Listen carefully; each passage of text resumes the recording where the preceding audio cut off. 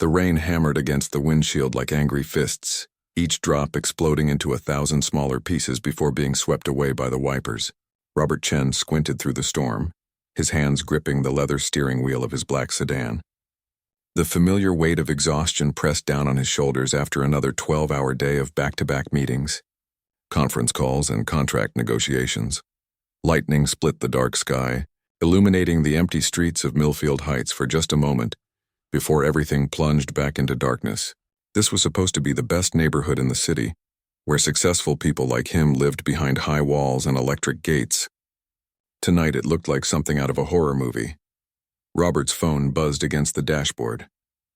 Another email, probably from his assistant about tomorrow's board meeting. He didn't even glance at it. For once, he just wanted to get home, pour himself a glass of that expensive wine he never had time to enjoy, and maybe catch the last half of some mindless television show. The storm had been building all evening. During his final meeting at the downtown office, he'd watched the clouds gather like a dark army preparing for battle. By the time he'd made it to his car in the underground garage, the first drops were already falling. Now, 30 minutes later, it felt like the sky was trying to wash the whole world away.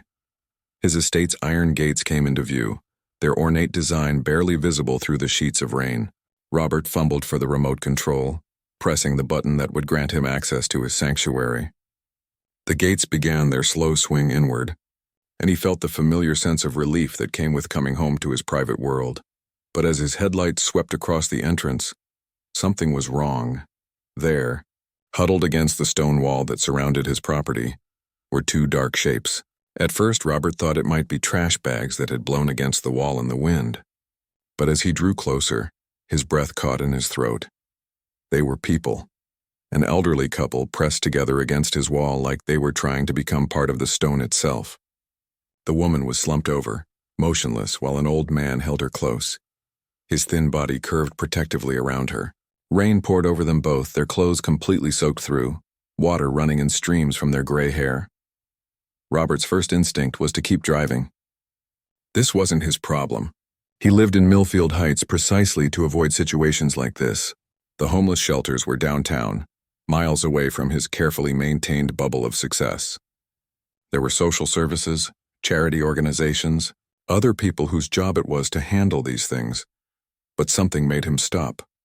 Maybe it was the way the old man was holding his wife, so gently, like she was made of glass and might shatter if he let go. Maybe it was how small and fragile they both looked against the massive stone wall of his estate. Or maybe it was just that Robert had never seen two people who looked so completely lost and helpless. He sat in his warm car for what felt like hours, but was probably only 30 seconds. Engine running, windshield wipers beating their steady rhythm. The logical part of his brain ran through all the reasons to drive on. He didn't know these people. They could be dangerous. He had an important presentation tomorrow morning. Getting involved would only complicate his life. But then the woman's head rolled to one side, and even through the rain and darkness, Robert could see that she wasn't moving at all. She wasn't just resting or sleeping. Something was seriously wrong. "Damn it," he muttered, turning off the engine. The moment he opened his car door, the storm hit him like a physical force. Rain immediately soaked through his expensive suit jacket, and the wind nearly knocked him off balance. He ran toward the couple, his leather shoes slipping on the wet pavement. "Hey," he called out, though his voice was almost lost in the howling wind. "Hey, are you okay?" The old man looked up, and Robert's heart nearly broke at what he saw. The man's face was pale and drawn with exhaustion, his eyes wide with fear and desperation. He couldn't have been much younger than 70, with deep lines carved by years of worry and work. His lips were moving, but Robert couldn't hear what he was trying to say. Robert knelt down beside them, rain immediately soaking through his pants. Up close, he could see that the woman was unconscious, her breathing shallow and irregular. Her skin had a grayish tint that scared him more than he wanted to admit. "What happened?" Robert shouted over the storm. The old man's voice was weak and shaky. "Our car broke down about 3 miles from here. We were trying to find somewhere to wait for help, but Margaret, she just collapsed. I don't know what's wrong with her. She's so cold." Robert pulled out his phone, fingers fumbling with the wet screen as he dialed 911. While he waited for someone to answer, he looked more closely at the couple. Their clothes were old but clean, the kind that people wore when they were trying to look respectable but didn't have much money. The woman's purse was clutched tightly in her hands, and the man wore a thin jacket that would have been inadequate even on a good day. What's your emergency? I need an ambulance, Robert said, giving his address and explaining the situation as quickly as he could. The dispatcher assured him that help was on the way, but it would take at least 10 minutes in the storm. 10 minutes felt like forever when you were watching someone who might be dying. Come on, Robert said, making a decision that surprised even him. We need to get her out of this rain. The old man looked at him with confusion and gratitude. I can't carry her by myself. My back. I'll help, Robert said and meant it. Together they managed to lift the unconscious woman. She was lighter than Robert expected, fragile as a bird. As they half-carried, half-dragged her toward his car, Robert caught the old man's name when he whispered encouragements to his wife. It's okay, Margaret. We're going to get you warm. Just hold on. Getting Margaret into the back seat was awkward and difficult, but they managed it. The old man climbed in beside her, still murmuring reassurances while Robert got behind the wheel. His car's interior had gone from pristine to soggy in a matter of minutes, but he found he didn't care. As he drove the short distance to his front door, Robert glanced in the rearview mirror. The old man had taken off his wet jacket and was using it to cover his wife, even though it meant he would be colder. There was something about that simple gesture of love that made Robert's chest tight, with an emotion he couldn't quite name. He'd made millions of dollars, owned properties in 3 states, and had his name on buildings downtown. But when was the last time someone had cared about him the way this old man cared about his wife? When was the last time he'd cared about anyone else that much? The questions followed him as he pulled into his circular driveway. The grand entrance to his estate lit up like a palace in the storm. In just a few minutes, his perfectly ordered life had been turned upside down by 2 strangers who'd appeared out of the rain like ghosts from another world. And somehow, Robert suspected nothing would ever be quite the same again. Robert's hands shook as he unlocked his front door, adrenaline and rain making his fingers clumsy. The massive oak door swung open, revealing the warm glow of his marble foyer. He'd never been so grateful for central heating and dry floors. Careful now, he said as he helped the old man support his wife through the doorway. Margaret was still unconscious, her head lolling against her husband's shoulder. Her breathing was shallow and quick, like a small animal in distress. The contrast was striking. Here was his pristine entrance hall with its crystal chandelier and artwork that cost more than most people made in a year. And now there were 3 soaking wet people dripping all over his imported Italian marble. A week ago, the thought would have horrified him. Tonight, he couldn't have cared less. Let's get her to the couch, Robert said, guiding them toward his living room. The old man moved carefully, every step deliberate and protective. I'm Walter, he said quietly as they settled Margaret onto the leather sofa. Walter Morrison. This is my wife, Margaret. We've been married 43 years next month. Robert Chen, he replied, then felt foolish for the formal introduction given the circumstances. Don't worry about the furniture. Let me get some blankets. Robert rushed upstairs, grabbing every warm blanket and towel he could find. When he returned, Walter was kneeling beside the couch, gently stroking his wife's gray hair and speaking to her in a voice so tender it made Robert's chest ache. The ambulance should be here soon, sweetheart. Just rest now. You're safe and warm. Robert handed Walter a stack of towels. Here, get yourself dried off. I'll make some hot coffee. You don't have to do all this, Walter said, but his voice was thick with gratitude. We don't want to be any trouble. You're not trouble, Robert said, surprising himself with how much he meant it. In his kitchen, as the coffee maker gurgled to life, Robert found himself stealing glances at the old couple. Walter had managed to partially dry Margaret's hair and had wrapped her in 2 of Robert's expensive blankets. He sat beside her on the couch, holding her cold hand between both of his, never taking his eyes off her face. When was the last time someone had looked at Robert like that? When was the last time he'd looked at anyone that way? The coffee finished brewing just as the ambulance arrived, its red and blue lights painting the walls of Robert's living room in urgent colors. The paramedics were efficient and professional, immediately taking Margaret's vital signs and starting an IV. How long has she been unconscious? Asked the lead paramedic, a young woman with kind eyes. About 20 minutes, Walter said. We were walking in the rain trying to find help and she just collapsed. Her body temperature is quite low, the paramedic explained. She's showing signs of hypothermia and exhaustion. We need to get her to the hospital right away. Walter's face went pale. Is she going to be okay? We'll take good care of her, sir. Are you family? I'm her husband. You can ride with us. As the paramedics prepared to move Margaret to their stretcher, Walter turned to Robert with tears in his eyes. I don't know how to thank you. If you hadn't stopped, don't worry about that now, Robert said. Just focus on your wife. Do you need me to call anyone? Family? Walter nodded slowly. Our daughter lives in the city, Linda. We were actually on our way to see her when our car broke down. She's been in the hospital herself, going through cancer treatments. We didn't want to worry her by calling so late, but... Give me her number, Robert said. I'll call her and explain what happened. She needs to know. Walter recited the number, which Robert quickly entered into his phone. As the paramedics wheeled Margaret toward the door, Walter hurried after them, then stopped and turned back. Mr. Chen, you said your name was Robert Chen? Yes. Something flickered in Walter's tired eyes. That's an unusual coincidence. I used to teach a boy named Robert Chen many years ago, 3rd grade at Lincoln Elementary. Sweet kid, very quiet, struggled with English but brilliant at math. Robert's world tilted sideways. The coffee mug in his hand suddenly felt impossibly heavy. Lincoln Elementary? You wouldn't happen to know? No, that's silly. It was 35 years ago.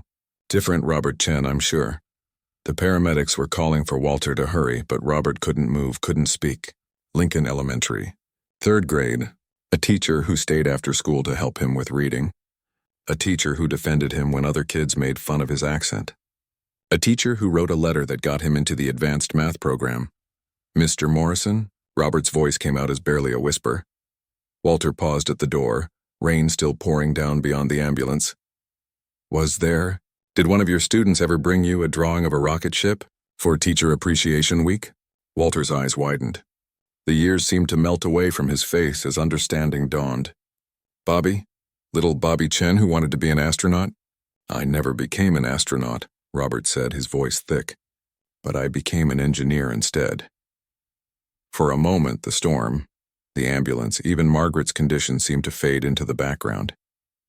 Teacher and student stared at each other across 35 years, recognition bridging the gap between a shy immigrant boy and a successful businessman, between a young teacher full of hope and an elderly man facing his worst fear. Sir, we really need to go, called the paramedic. Walter nodded but didn't move. Bobby, I can't believe... After all these years, I go, Robert said firmly. Take care of Margaret. We'll talk at the hospital. You don't have to... Yes, I do. Robert was already grabbing his keys and jacket. I'll follow the ambulance. The ride to City General Hospital was a blur of rain and emergency lights. Robert's mind raced as he tried to process what had just happened.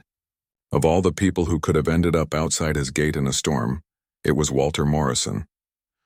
The teacher who had changed his life. The man who had seen potential in a scared, lonely kid when no one else bothered to look. At the hospital, Robert sat in the waiting room while doctors worked on Margaret. Walter paced back and forth, his thin hands clasped behind his back, occasionally stopping to stare out the rain-streaked windows. She's going to be fine, Robert said, though he wasn't sure if he was trying to convince Walter or himself. Walter sat down heavily in the plastic chair beside him. 43 years we've been together. I don't know what I'd do without her. Tell me about her, Robert said. Walter's face softened. She taught 4th grade at the same school where I taught 3rd. That's how we met. She was always the fun teacher, the one kids remembered years later. She made learning feel like an adventure. He smiled sadly. She retired 5 years ago when her arthritis got too bad, but she still volunteers at the Literacy Center downtown, helping adults learn to read. And you? Are you still teaching? Retired 10 years ago, 35 years in the same classroom. Walter looked at Robert with wonder still fresh in his eyes. I can't believe your little Bobby Chen. Look at you now. That suit probably costs more than I made in a month. Robert felt heat rise in his cheeks. Mr. Morrison, I need you to know something. You changed my life. That letter you wrote, the one that got me into advanced math, it started everything. My IT scholarship, engineering degree, my company. None of it would have happened without you. Walter waved his hand dismissively. You did that yourself, Bobby. I just saw what was already there. No, Robert said firmly. You saw it when no one else did. You made me believe I could be more than just the quiet foreign kid in the corner. Before Walter could respond, a doctor appeared in the waiting room doorway. Both men stood up immediately. Mr. Morrison, your wife is going to be fine. We've treated the hypothermia and she's responding well. She's awake and asking for you. Walter practically ran down the hospital hallway, Robert close behind him. When they reached Margaret's room, she was sitting up in bed, color slowly returning to her cheeks. Her gray hair was still damp, but her eyes were bright and alert. Walter, she said, her voice weak but warm. I'm sorry I scared you. Walter rushed to her side, taking her hand gently. Don't you ever do that to me again, woman. 43 years of marriage and you're still trying to give me heart attacks. Margaret smiled, the kind of smile that comes from decades of shared jokes and comfortable love. Then she noticed Robert standing awkwardly by the door. And who's this handsome young man? This is Robert Chen, Walter said, his voice filled with an emotion Robert couldn't quite identify. Margaret, you're not going to believe this, but this is little Bobby Chen, from my 3rd grade class. Margaret's eyes widened. Bobby? The quiet little boy who drew all those rocket ships? She looked at Robert with wonder. My goodness, look at you now. Robert stepped closer to the bed, feeling strangely shy. Mrs. Morrison, you probably don't remember, but you used to let me eat lunch in your classroom sometimes when the cafeteria got too noisy. Of course I remember, Margaret said, squeezing his hand. You were such a sweet child. Always so polite, always said thank you. Walter sat down in the chair beside the bed. Bobby, I've been thinking about you in that waiting room, remembering things I hadn't thought about in years. Do you recall the time Tommy Williams and his friends were giving you trouble on the playground? Robert's stomach tightened. Even 35 years later, he could still remember the sting of their words, the way they mocked his accent and called him names he didn't understand but knew were meant to hurt. Those boys cornered you by the swing set, Walter continued, called you names, pushed you around. You came back to class with your shirt torn and dirt on your face, trying so hard not to cry. The memory came flooding back. Robert had been 8 years old, new to the country, desperate to fit in but standing out in every possible way. His parents worked double shifts at the restaurant and barely spoke English themselves. School was supposed to be a safe place, but some days it felt like a battlefield. I remember, Robert said quietly. I marched those boys straight to the principal's office, Walter said, his voice growing firmer with the memory. But that wasn't enough. The next day I made sure you had friends to play with at recess. I asked Jenny Martinez and David Kim to include you in their games.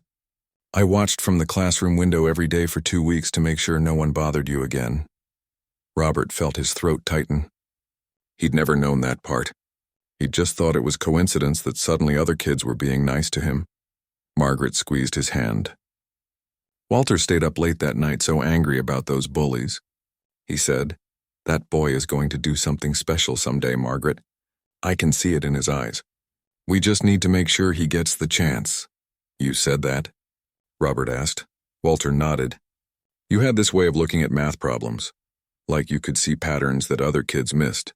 And your drawings. Remember those elaborate rocket ships you'd make during art time? They weren't just drawings, Bobby, they were blueprints.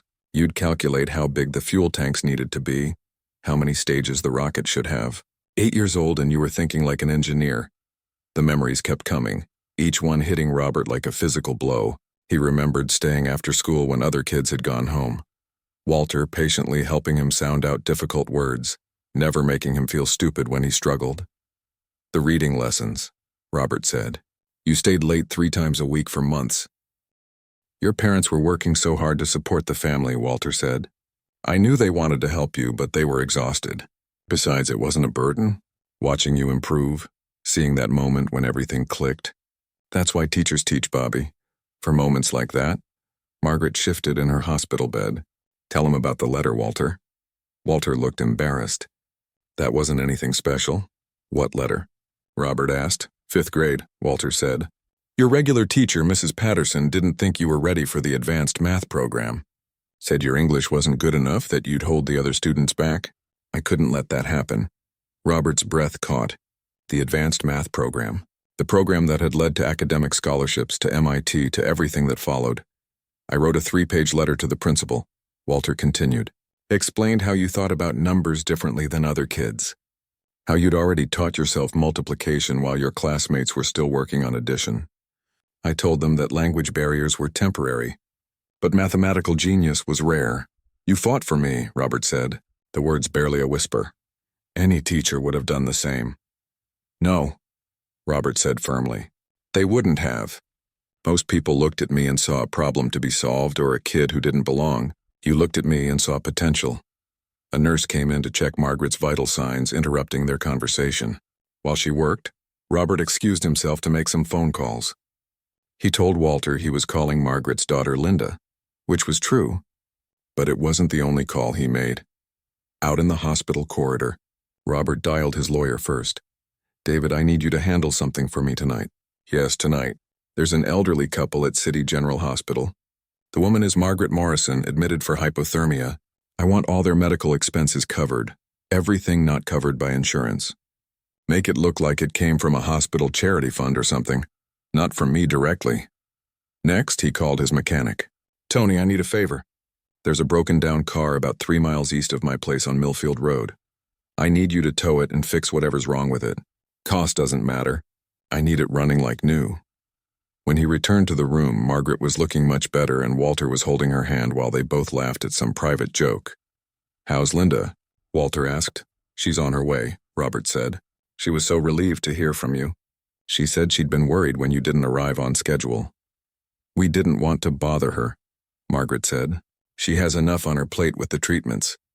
Family isn't a bother, Robert said, then felt the irony of his words. When was the last time he'd called his own parents?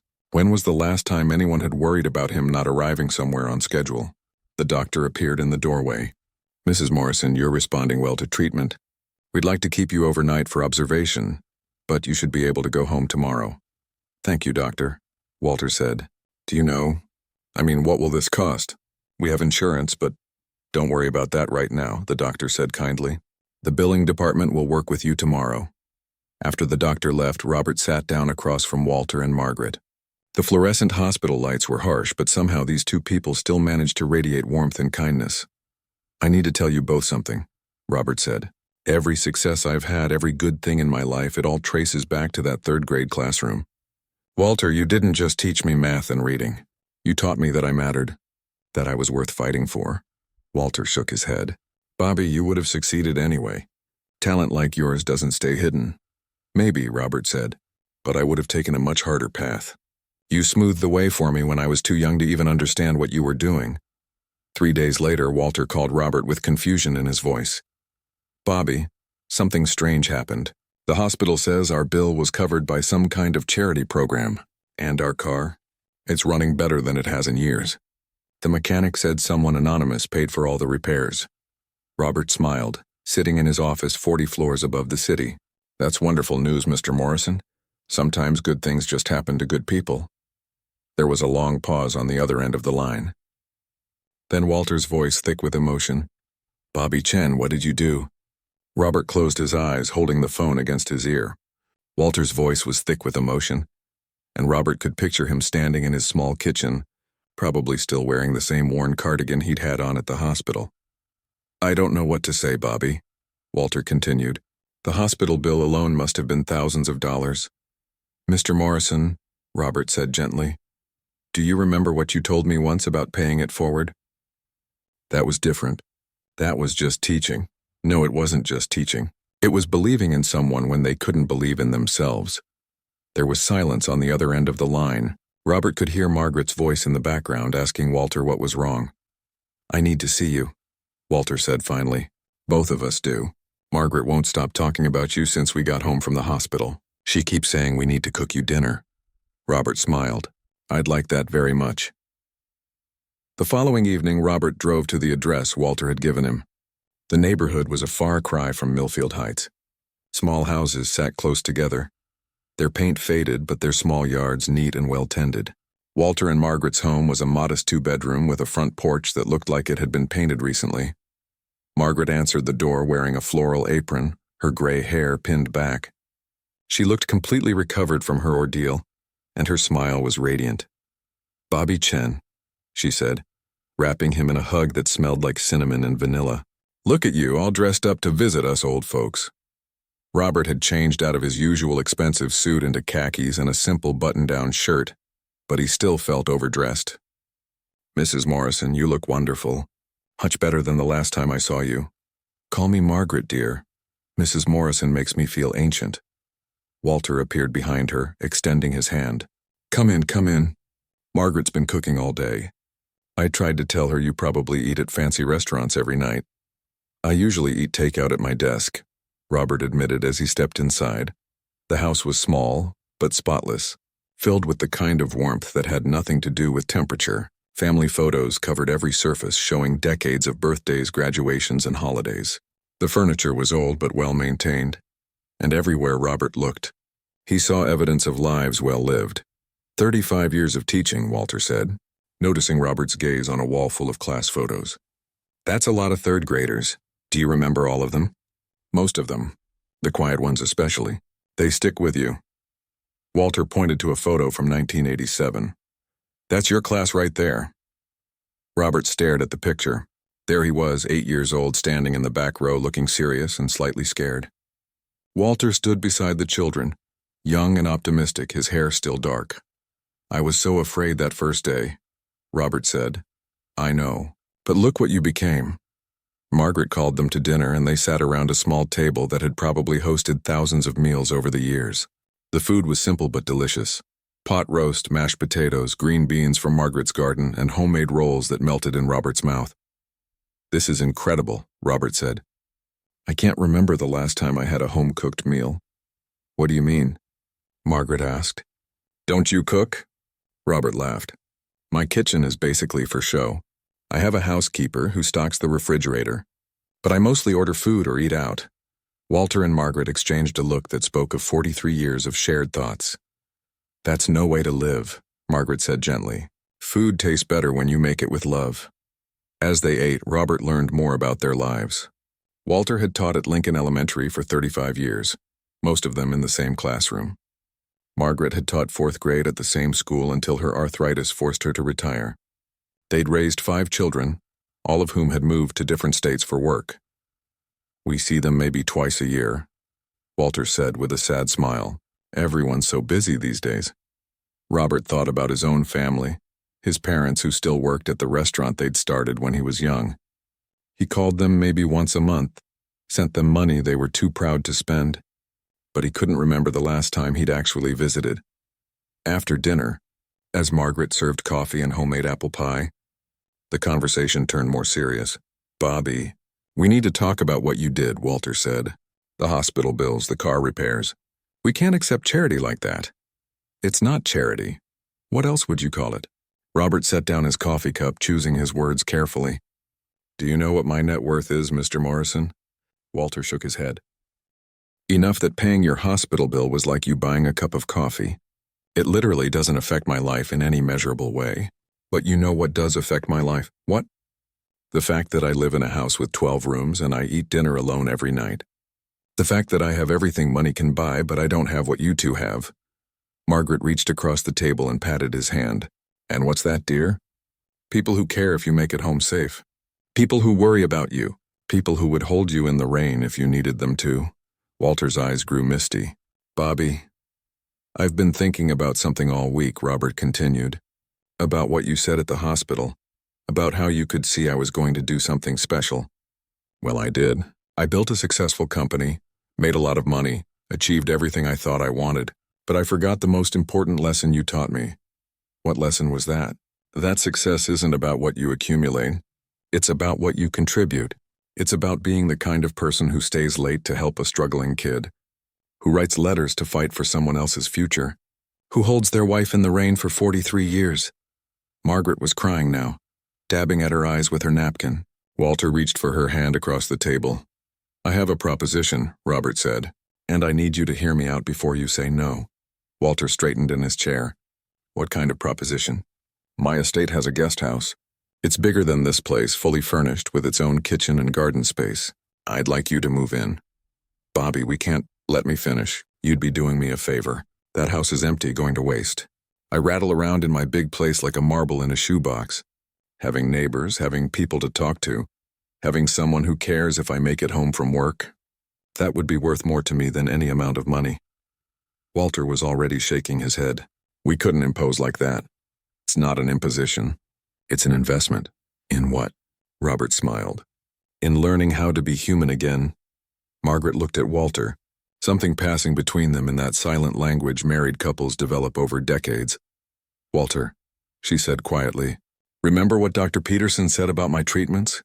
That I need to avoid stress, stay somewhere calm and comfortable? Walter's face softened. Margaret had been struggling with her health for months, though they'd tried to hide it from everyone, even their children. The house payments, Walter said quietly. We're 3 months behind. With Margaret's medical bills, my pension just doesn't stretch far enough anymore. You wouldn't have to worry about any of that, Robert said. No rent, no utilities, no property taxes, just be my neighbors.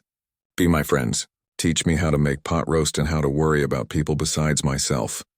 Margaret was the first to speak. Walter, maybe we should think about it. People would talk, Walter said. They'd say we were taking advantage. People who matter wouldn't think that, Robert said. And people who think that don't matter. Walter was quiet for a long moment, staring at his hands folded on the table. When he looked up, his eyes were bright with unshed tears. Why? He asked. Why would you do this for us? Robert thought about the 8-year-old boy who had walked into Walter's classroom scared and alone. He thought about the teacher who had seen past the language barrier and the fear to something worth nurturing. He thought about all the years he'd spent climbing higher and higher, only to realize he'd forgotten to look back at the people who had given him the first boost up. Because 35 years ago you saved my life, Robert said simply. And last week you reminded me that I still have one worth living. 6 months later, Robert stood at his kitchen window watching Walter tend to what had once been an ornamental garden behind the guest house. The old man had transformed it into neat rows of tomatoes, peppers, and herbs, working with the careful precision of someone who understood that good things took time to grow. He's out there every morning by 7, Margaret said, appearing beside Robert with 2 cups of coffee. It had become their routine. She'd bring him coffee before he left for work, and they'd spend a few minutes planning dinner or discussing the weather like neighbors had been doing for generations. Does he miss teaching? Robert asked. Every day. But this helps.